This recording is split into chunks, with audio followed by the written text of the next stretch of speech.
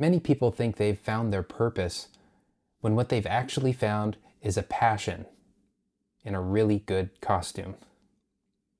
The problem? Passion doesn't last. It burns bright, gets you moving, makes you feel alive, until it doesn't. And when it fades, you're often left wondering if you ever had any purpose to begin with. If that's you, if you've ever poured yourself into something only to feel completely lost once that spark disappeared, this video is for you. Because today I want to show you 3 signs that you might be confusing passion with purpose, and how you can tell the difference.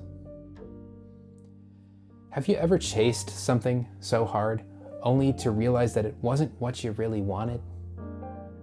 Not because it was wrong necessarily, but because it no longer felt like you. I've spent most of my life pursuing creative passions, music, art, programming, and at various points in my life, I thought each one of them was my purpose. But over time, I started noticing a pattern, that the more that I wrapped my identity around passion, the more lost that I felt when it changed or faded. So this video isn't coming from theory, it's coming from experience. I'd love to hear from you in the comments. Have you ever confused a passion for your purpose? What's something that you chased later that left you feeling empty?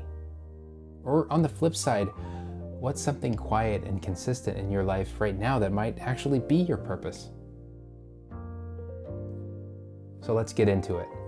Here are the 3 signs that you might be confusing passion with purpose, starting with one I had to learn the hard way. For most of my teenage years and early 20s, music was everything to me. I didn't just love it, I embodied it. I was the piano kid, a songwriter, the one chasing the family legacy of performers and dreamers before me. So when I moved to Nashville, I thought I was walking straight into my purpose. I imagined myself as a singer-songwriter, fulfilling not just my own dream, but maybe the one that my family never quite got to finish for themselves. But here's what happened. The one public performance I gave in Nashville was at a karaoke lounge downtown, and it bombed. I followed this incredible heartfelt ballad with an off-key, tonally wrong Phil Collins cover of In the Air Tonight. I got crickets, and I just had a pit in my stomach, and a voice in my head was whispering, "Maybe you're not who you thought you were." That moment broke something in me. Not because it was one bad performance, but because I had wrapped my entire identity around the idea of a Nashville stardom. And when that illusion was shattered, even for a moment, I didn't just lose a performance, I lost a part of myself. Here's the lesson.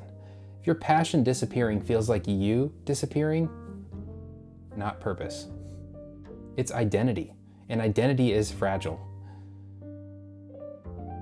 So back in college, I had this dream job in mind, Harmonix. They were the studio behind Rock Band and Guitar Hero. And it felt like the perfect fusion of everything that I loved. Games, music, tech, creativity. In my head, I was already living in Boston after graduation. I'd imagined the office, the people, the projects. I even talked it over with my wife about the real possibility of moving there. There was just one problem.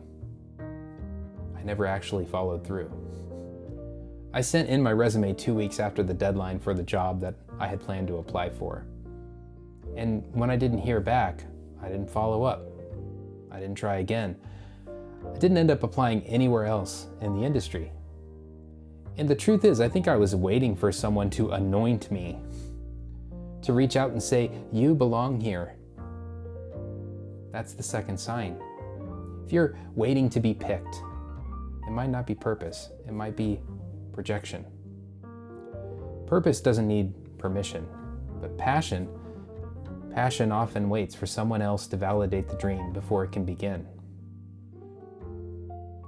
So in 2014, I started an Instagram channel called Pixel Peeps.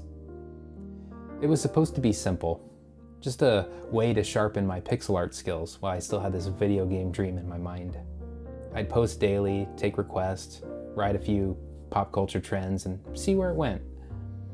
But then it started to take off. 12,000 followers, dozens of comments every single day.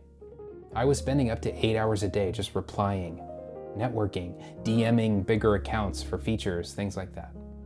And somewhere in all that noise, I lost the reason that I started. It stopped being about art and started being about output. It wasn't fun anymore, it was just a machine. But I didn't stop because it was working. That's the third sign. When success becomes the reason, passion has jumped the shark. You're still in motion, but not because it feels true. You just keep going because it would be terrible to lose the momentum that you've built up to this point. Here's the truth. Passion is powerful. It gets us moving. But purpose is what keeps us grounded. Passion often begins the journey, but if you're not careful, it can also hijack it. All of these three signs share one thing in common: a quiet dissonance. That gut level feeling that something is off. You might notice it after a failed performance, or in the silence of no one responding, or maybe it creeps in when you're exhausted from keeping something alive that doesn't feel alive in you anymore. Don't ignore that feeling. Don't rush past it. Sit with it. Ask it what it's trying to show you. Because that discomfort, it might be the first honest clue about where passion ends and where purpose wants to begin. So let me know in the comments, which of these signs hit the hardest for you? Or maybe you've had your own moment of clarity where the difference between passion and purpose finally clicked. I'd love to hear that story as well. And if you want to go deeper into finding clarity in your own creative life, there's a video right here that'll talk you through that next step. Thanks for watching.